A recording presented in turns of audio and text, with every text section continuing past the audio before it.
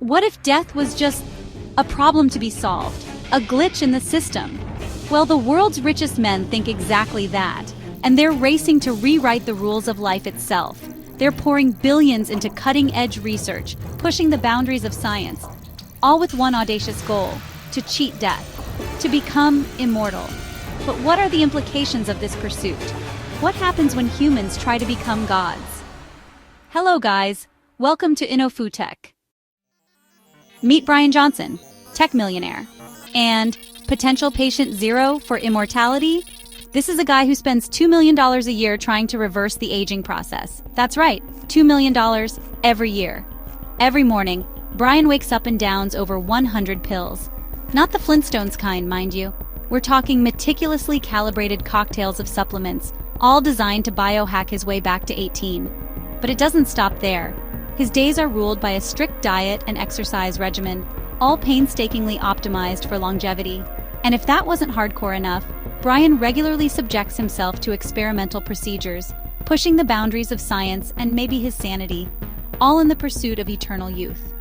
Now you might be thinking, okay, so some rich guy wants to live forever, who cares? But Brian is just the tip of the iceberg.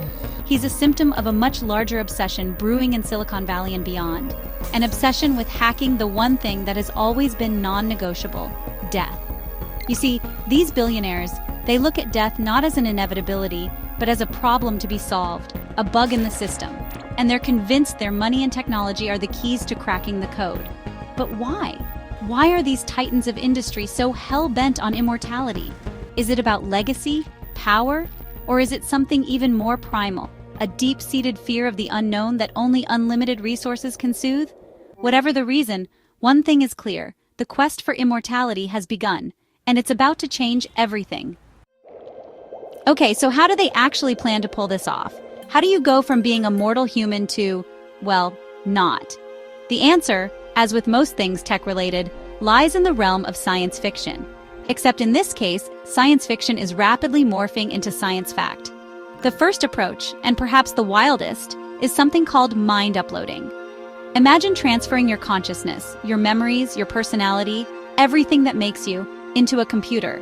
No more messy, decaying bodies, just pure digital immortality.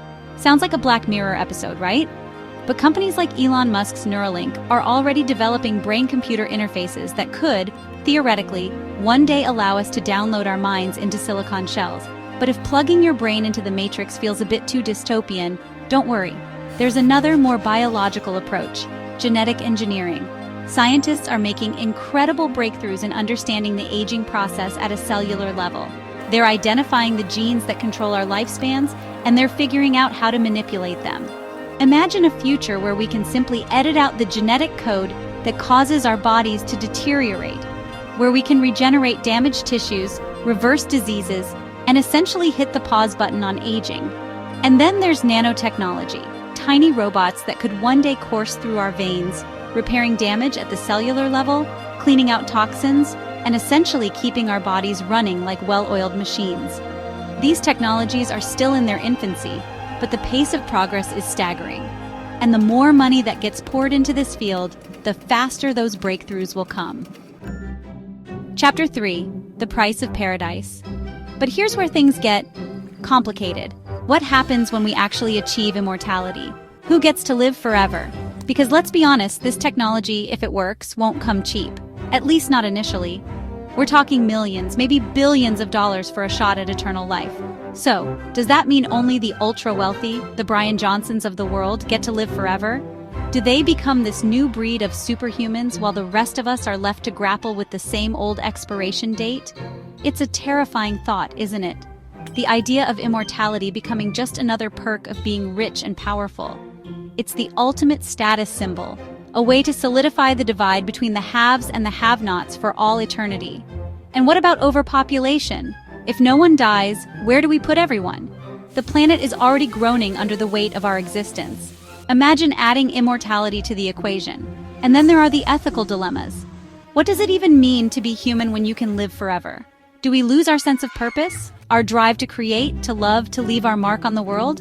These are questions philosophers have been grappling with for centuries, but they're about to become very real, very pressing concerns. because the technology is coming, whether we're ready for it or not. Chapter 4. A Future Without End. But let's step back for a second. Let's put aside the practicalities, the ethics, the sheer mind-blowing weirdness of it all, and let's ask ourselves a more fundamental question. Should we even to live forever? Is that truly the utopia we imagine it to be? Or are we, in our quest to cheat death, overlooking the very things that make life precious? Think about it. The joy of a first kiss, the pride of a parent watching their child take their first steps, the bittersweet ache of saying goodbye. These moments, these experiences, they're all tinged with the knowledge that our time is finite. What happens when we remove that finiteness? Does the joy become muted? The pain less poignant? Do we become desensitized to the beauty and the tragedy of the human experience? And what about death itself? The great equalizer. The one thing that binds us all together regardless of wealth, status, or any other arbitrary measure we use to define ourselves. Do we lose something essential to our humanity when we remove death from the equation? Do we become less empathetic, less connected to the fragility and preciousness of life? These are questions that haunt me, that keep me up at night. Because the truth is, I don't have the answers. No one does. But one thing I do know is this. The conversation about immortality, it's not just about the science anymore. It's about who we are as a species, what we value, and what we're willing to sacrifice in pursuit of our desires. So, what do you think? Should humans chase immortality, or should death be part of the cycle? Let me know in the comments. If you found this mind-blowing, make sure to like, subscribe, and turn on notifications for more insane future tech videos.